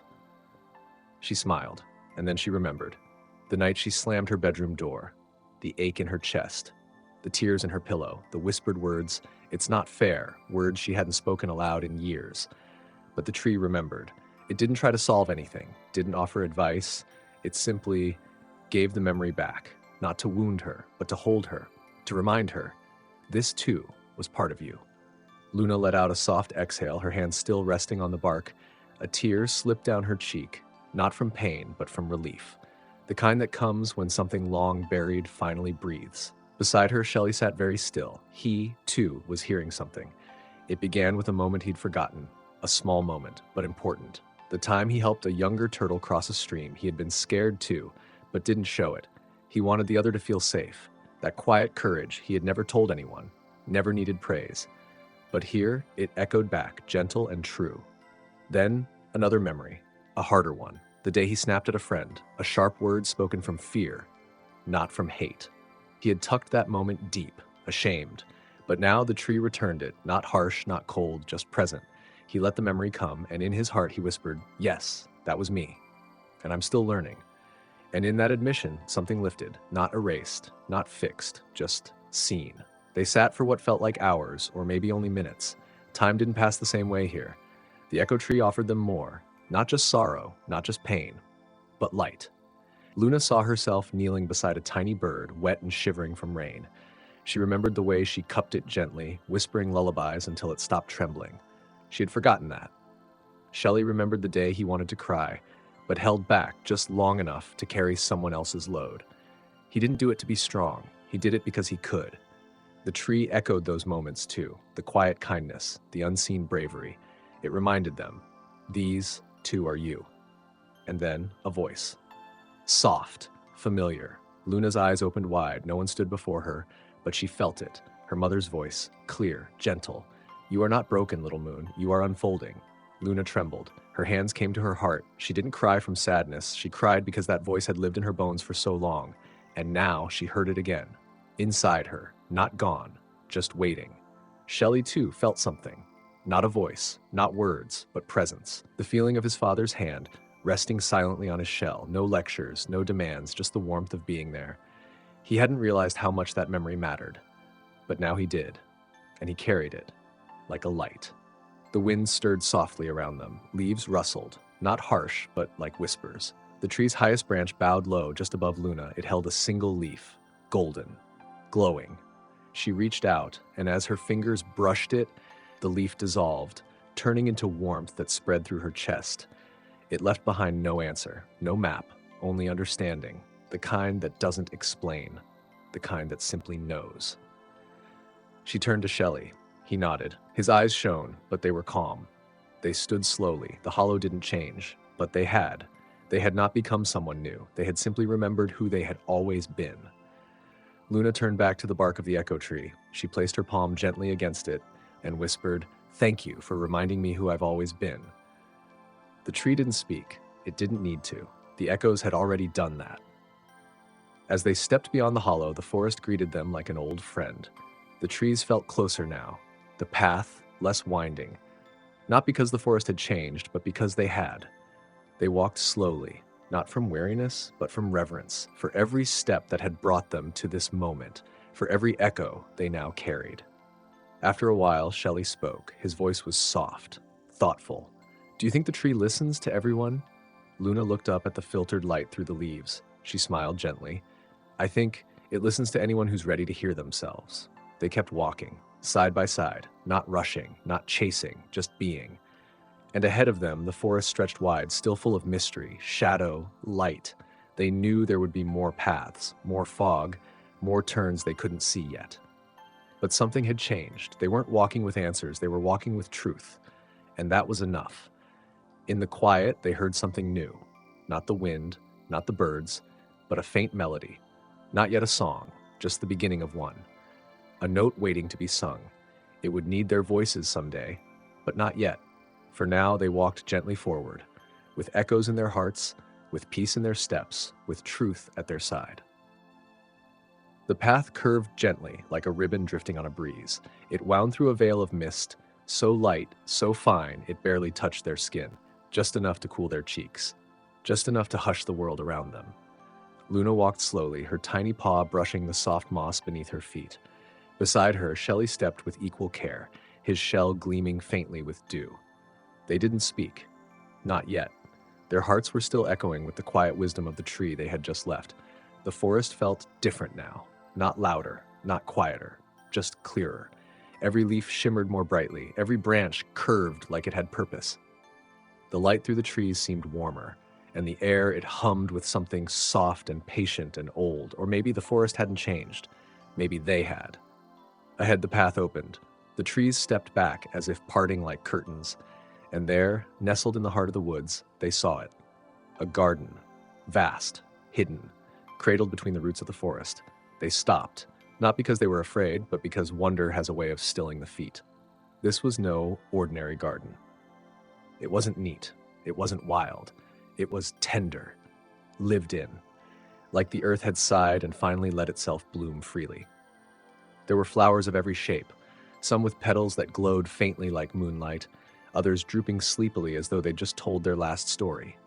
Tall stalks rose with golden faces that turned upward toward the sun, even when clouds were thick. Vines curled lazily around the limbs of broken statues, not to hide them, but to hold them. Small ponds shimmered in hidden corners, their waters tinted with soft pinks and silvers. The reflections didn't always match the sky. Sometimes they shimmered with memories. Stone benches, weathered and worn, waited quietly in dappled light, warm to the touch, as if they'd been sat on by 100 hearts learning how to breathe again. And in the center of it all, a tree. It wasn't tall, not like the great echo tree, but it was graceful. Its trunk curved like a dancer mid-bough, and its bark, a soft beige like thread woven by hand. But what made it most beautiful were the ribbons. Hundreds, maybe thousands. Each one hung from its branches, fluttering, twisting, dancing softly in the breeze. Luna stepped forward, her voice barely a whisper. "What is this place?" Shelly's eyes were wide, not with fear, but with something else, something gentler, wonder. They stood beneath the tree, and Luna reached out. Each ribbon had a name. Some names were fading, their ink almost gone. Others were fresh, like they'd been written just that morning. On the bark, near the base, carved carefully into the wood, were the words, "Welcome to the Garden of Second Chances. Nothing is wasted, not even your mistakes." Luna felt her breath catch. Something in those words felt like a hug. From the earth itself. They walked forward slowly, as if each step was a part of a prayer. The garden didn't speak in sound, but it whispered in feeling. It brought memories to the surface, not the ones you hold up proudly, the others, the quiet ones, the ones you try to forget, the ones you bury and hope never sprout. Luna knelt beside a low bush with tiny blue flowers no bigger than a button. As her paw brushed the petals, a memory bloomed. She was small again, in her old room. Her little brother had found her journal, not to be cruel but curious. But Luna, already tired, already hurting that day, had shouted, loud and sharp. She had said things she didn't mean, things that left her brother still and silent. He didn't cry, he just left the room. Later, he came back with a drawing, a peace offering. He held it out, quiet and hopeful. But Luna, still holding anger she didn't understand, had turned away. She hadn't thought of that moment in years. Not truly. She had believed it had faded, but here it was. Alive, not to hurt her again, but to be seen, to be held. The flower curled gently around her finger, as if it understood. And inside her something soft said, "You were hurting, you made a mistake, you can grow from it." A breeze passed through the garden, and from above a ribbon drifted down. It floated into her paw. It was blank. She held it close, closed her eyes, and let her heart speak. "I'm sorry, I was scared. I still love you." The ribbon glowed softly, just enough to be seen. She tied it to a low branch, not to forget, but to forgive. Nearby, Shelly had found a quiet pond. Its surface was still, like a mirror that had learned patience. He leaned over it and saw not his face now, but his face from before. He saw the moment he let his best friend down, when his fear was louder than his loyalty, when he stayed silent as another was hurt. Not because he agreed, but because he was afraid. He had carried that moment like a stone inside his shell, heavy, hard. The pond didn't judge. It just showed. And as he watched, new lily pads bloomed across the surface, soft, pale green, each one whispering, "Try again. You've changed. It's okay to be learning." He reached into the water, and from it lifted a single leaf. On it, a single word, "Begin." He smiled, and for the first time in a long while, the stone inside him melted just a little. They wandered further, past vines heavy with memory, past flowers blooming in silent apology, past benches cradling the weight of reflection. And they weren't alone. Figures moved in the distance. Some sat beside flower beds, planting seeds. Others knelt at statues, whispering truths. And some just sat in sunlit patches, eyes closed, hearts open. Each soul here had come with something, a wound, a regret, a truth they were ready to hold with kindness. Luna found a mossy wall. It was low and warm beneath her paw. On its stones were carvings, not names, but moments. One read, "I failed, but I showed up the next day." Another, "I left too soon, but I've learned how to stay." Another still, "I was not kind, but I am becoming gentler." She closed her eyes and placed her paw on the stone, and inside her, something tender unfolded like a petal, not to be erased, but to be honored. Because second chances aren't about pretending it never happened. They're about choosing again with more wisdom, with more heart. The garden hummed now, a soft song, a lullaby of letting go, of growing from pain, of blooming anyway. And the ribbons above danced like prayers, carrying words never spoken aloud and hopes we didn't know we were still holding. Shelly turned to Luna, his voice barely above the wind. "Do you think," he asked slowly, "everyone deserves a second chance?" Luna looked at him. She thought of all the hearts she'd met, all the pain people carry, all the times they tried and failed, and tried again. She nodded. "I think everyone deserves the chance to try," she said. "And the grace to change." Shelly's eyes softened. "Even ourselves?" she smiled. "Especially ourselves." They stayed for a while longer, not doing, just being, letting the garden remind them that healing isn't loud, and forgiveness isn't a single moment, it's a garden, something you tend, over time, with care. When they finally turned to go, the tree offered one last gift, 2 small seeds, warm, glowing faintly. They didn't ask what to do. They didn't need to. They would carry them, and plant them when the time felt right. Not to erase the past, but to grow something from it. As they walked away, the garden remained quiet, but not still. It bloomed. For every soul who entered carrying weight and left just a little lighter. And though Luna and Shelly did not see as they disappeared back into the trees, 2 new ribbons fluttered gently on the branches above, whispering softly, "I am still growing." And that is enough. The forest had changed. Not suddenly, not loudly, but gently, like the way dusk arrives, not with a shout, but with a hush that invites you to listen. Luna and Shelly walked slowly now, their feet moving through the softened earth, each step stirring quiet echoes of moments already lived. The trees above them stretched high, taller than before, their wide canopies weaving shadows and sunlight into gold-spun patterns that danced across the path. The light filtered down like whispers from the sky, and the breeze that once tugged at their ears had quieted into a lullaby. They didn't speak. There was no need. Some silences are empty, but this one was full of everything they had seen, everything they had felt, and everything they had not yet dared to name. There was something in the air, a calling, a pull, not of the body, but of the soul. It wasn't a question, and it wasn't quite an answer. It was an invitation, a gentle one, the kind you don't receive in words, only in knowing. And then the trees began to part, but not like before. This clearing was different. It opened like a breath finally exhaled, a wide, vast space where time seemed to pause. There were no chirps, no rustles, no streams rushing by, only stillness, and in that stillness, a lake.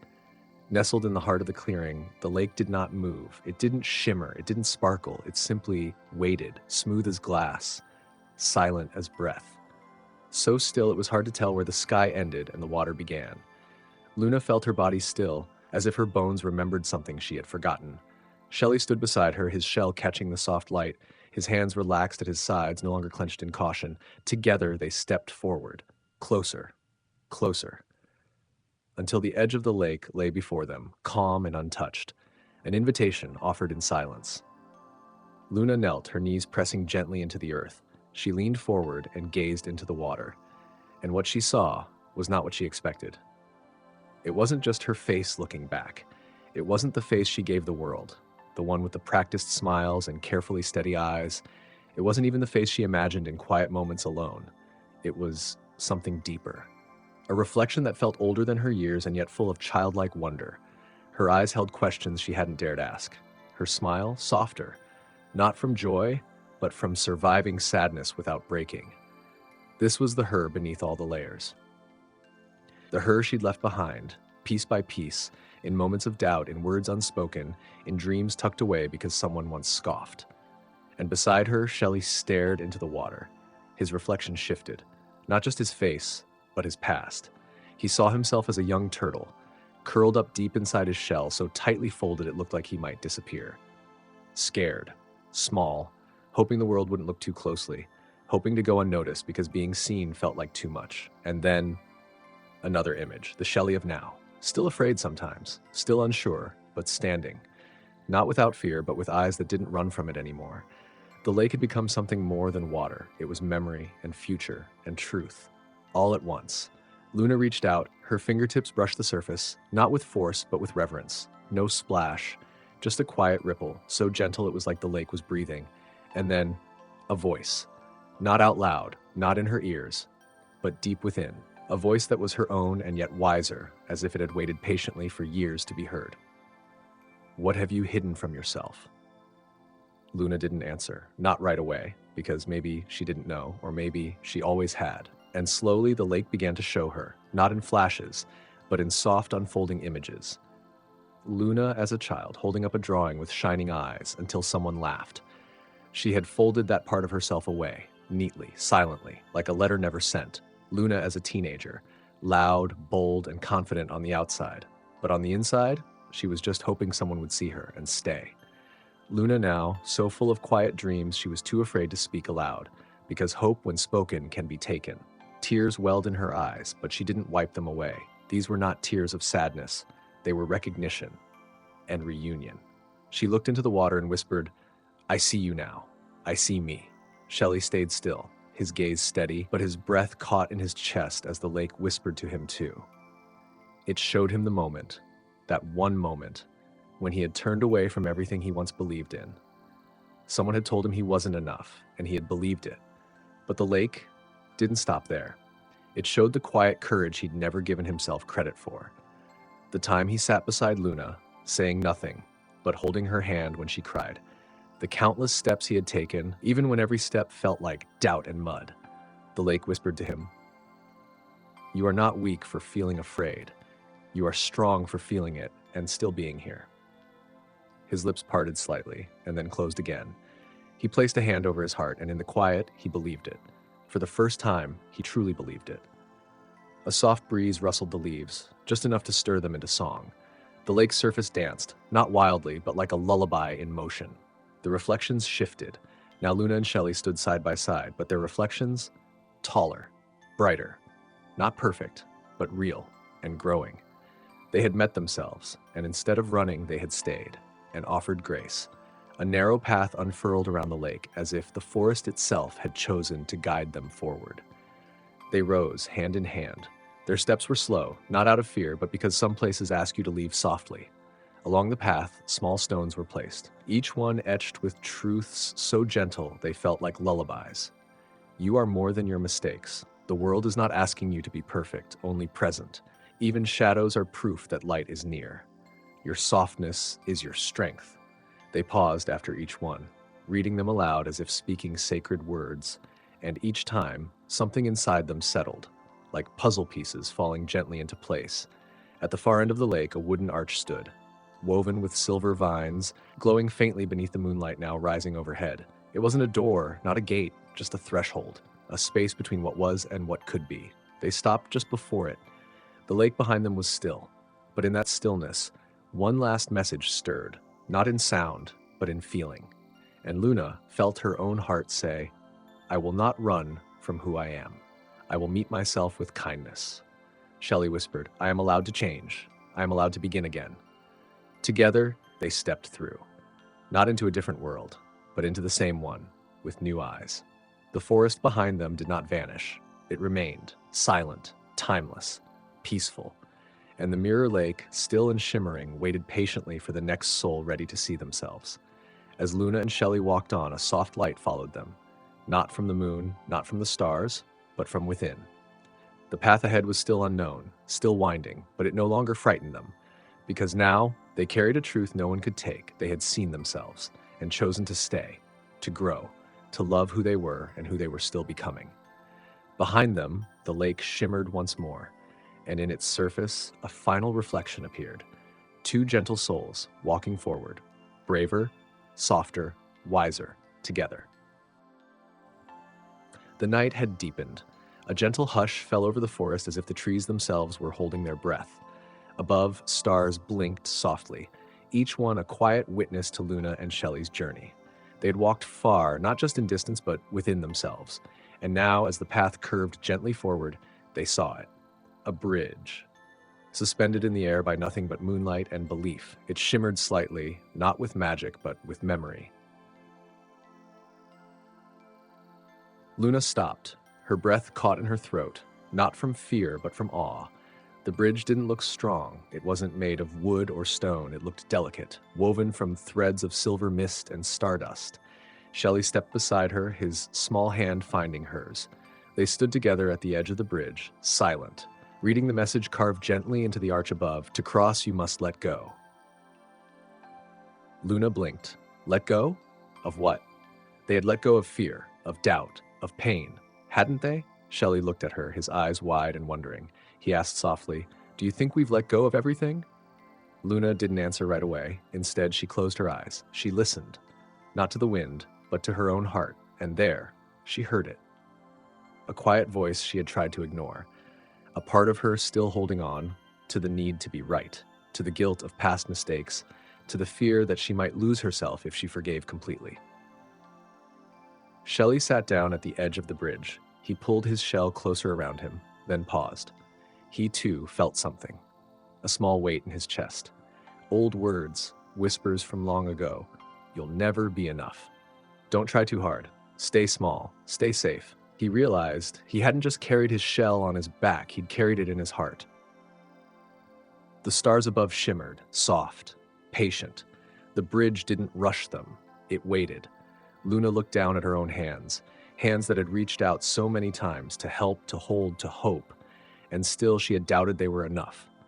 So gently she opened them wide and whispered to the stars, "I let go of who I thought I had to be, of who I was afraid I was.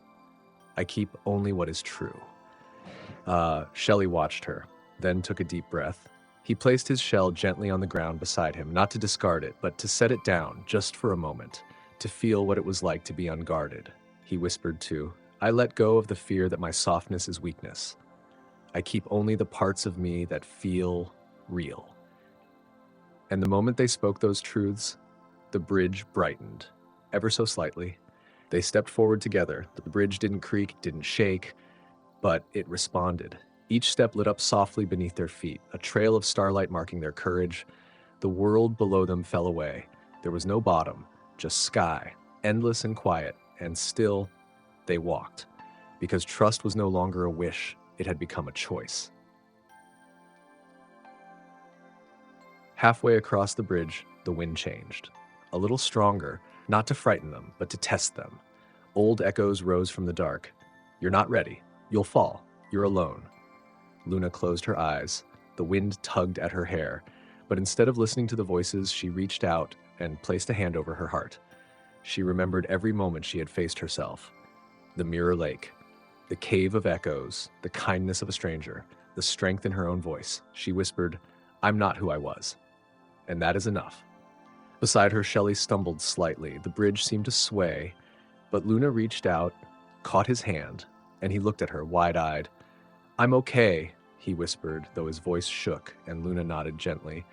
"Even if you're not," she said softly, "I'll walk with you anyway." That was all he needed.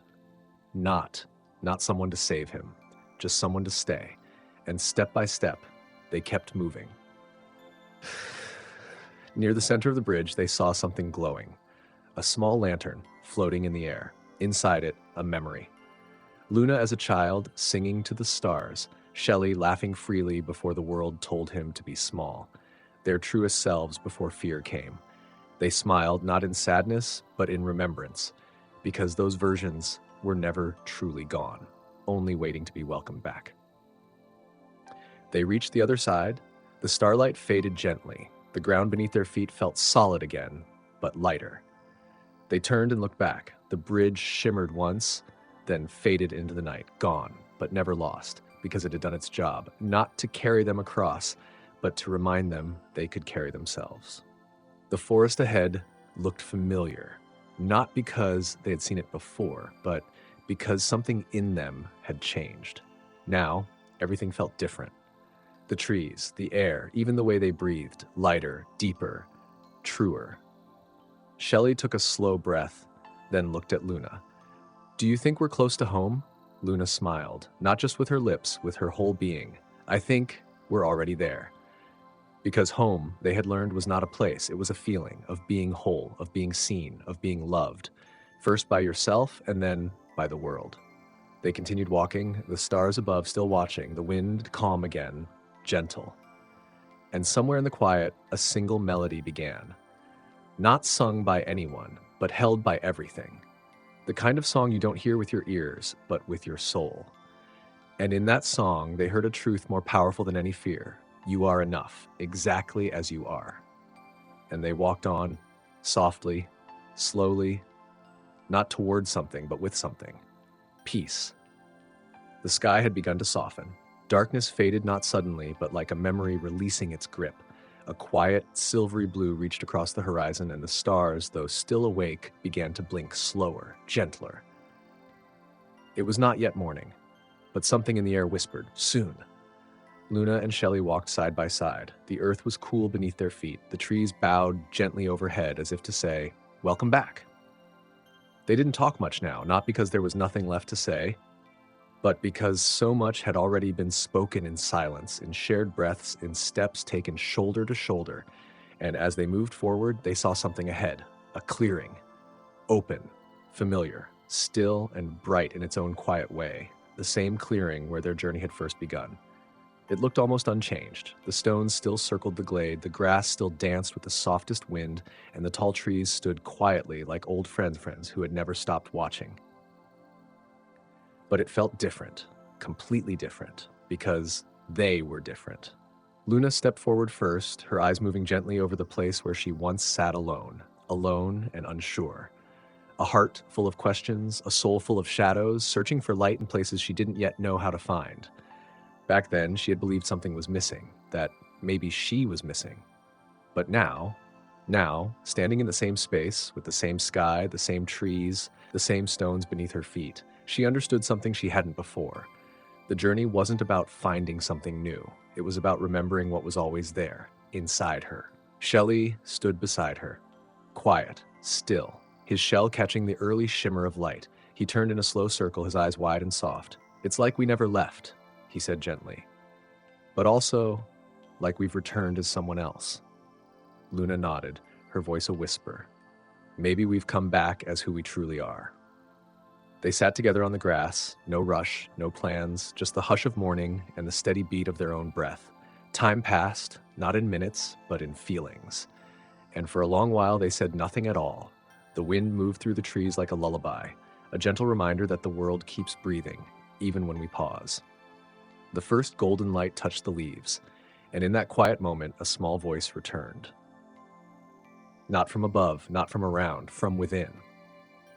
Luna closed her eyes. She no longer needed Mirror Lake, no longer needed the Cave of Echoes, no lantern, no directions, because now she had learned to listen inward. And as she breathed in and breathed out, she heard it, soft, steady, clear. "You are not broken. You are becoming." Tears touched the corners of her eyes, not from sadness, but from the kind of softness that only truth can bring. The kind that settles deep into your bones and says, "You are safe to rest now." Shelly picked up a small pebble from the grass beside him. He turned it slowly in his hands. Once he might have hidden behind it, used it as a shield, a mask, but now he simply felt it, the shape, the weight. The coolness of stone warmed slowly by touch. He looked up at Luna, his voice small but sure. "Do you think we were meant to get lost?" Luna thought for a moment, then nodded slowly. Maybe getting lost was the only way to find the parts of ourselves we didn't know we needed. A bird called softly in the distance. Another answered. The light grew warmer, brighter, but still gentle. Luna rose to her feet and turned toward the space where she once sat in doubt. She stood tall, not in pride but in peace, and she whispered, "Thank you." Not just to the place, but to the pain, to the struggle, to the shadows that once seemed so heavy. Because now she saw every ache, every stumble, every step taken in silence had been a thread woven into the tapestry of who she had become. She had become. She turned to Shelly, her voice soft as dawn. "Let's leave something behind," she said. "For the next traveler, for the next soul searching for home. He nodded. Together they gathered 3 small stones, one for truth, one for kindness, one for courage. They plunged gently in the grass, not in a pile, but in a line, pointing forward. A quiet message etched in silence. We walk this way, and you can too. Then, a breeze, different than before. It didn't whisper, it sang. Luna turned, her feathers fluttered, and from the far edge of the clearing, a shimmer of light. It flickered like a memory, moved like a sigh, and stepped through the trees as if it had never left. Mama. At first, Luna couldn't breathe. Her heart beat like the wings of a hummingbird. She blinked once, twice, but the figure didn't fade. Her mama, soft and bright as moonlight, stepped forward slowly. The same gentle eyes, the same scent of snow and feathers and stories. Mama? Luna whispered, her voice cracked, fragile with wonder. Mama smiled, tears sparkling like stars in her eyes. My little moonbeam, she said. They rushed into each other's arms. No words, just breath and feathers and heartbeats. Shelly blinked behind his foggy glasses.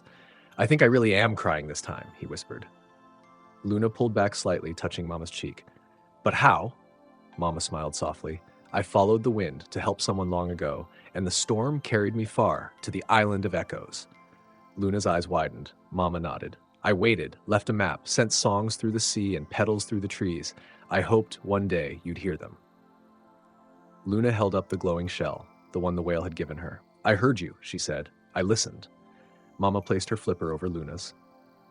And I felt you. Every night you sat at our rock, every whisper to the wind, it kept me going. They sat together now, Mama on one side, Shelly on the other. The sun had risen, casting golden light like a soft crown around them. The clearing shimmered, not with magic, but with meaning. The circle had returned, not closed, but expanded. And then, a soft rustle from the trees. A young traveler, eyes wide, map in hand. Luna stood, so did Mama, and Shelly too. The traveler looked uncertain. Is this the right way? They asked. Luna smiled, a full, bright smile, not just from her beak, but from her soul. It's a good way. Shelly added, there'll be songs and echoes and someone waiting in the wind. Mama bent down and handed the traveler a single feather, soft, silver-tipped. A gift, she said, for listening. Luna looked around at the faces beside her, her family, her friend, and now a traveler beginning their own journey. She realized something: the story wasn't ending. It never could. Because stories, like stars, never truly go out. They flicker, they pass, they return, and the circle, the beautiful, breath-stealing circle, goes on. So, if you ever find yourself wandering, if the path disappears, if the night feels too long, if the silence grows too loud, please remember this. You are not behind. You are not broken. You are simply becoming. And somewhere ahead, on a path like yours, someone like Luna, someone like Mama, someone like Shelly has walked gently and left behind a quiet light. And so, dear friend, the circle returns, not as an ending, but as a gentle reminder that every step, every pause, every stumble is part of becoming. Like Luna and Shelly, we all get lost sometimes. We all search for something outside, only to discover it was within us all along. You are not broken, you are becoming softer, wiser, truer. And if today you feel unsure, if the path ahead looks cloudy, just remember, you are not behind. You are not alone. You are exactly where you're meant to be, on your way. Let the music breathe. Thank you for walking this journey with us, for listening with your heart, for sharing this quiet moment in a noisy world.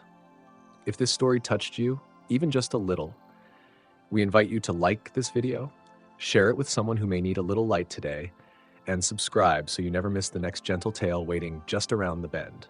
Every share, every comment, every kind word helps us leave a small pebble on the path for the next traveler to find. Until next time, walk gently, love deeply, and never stop becoming.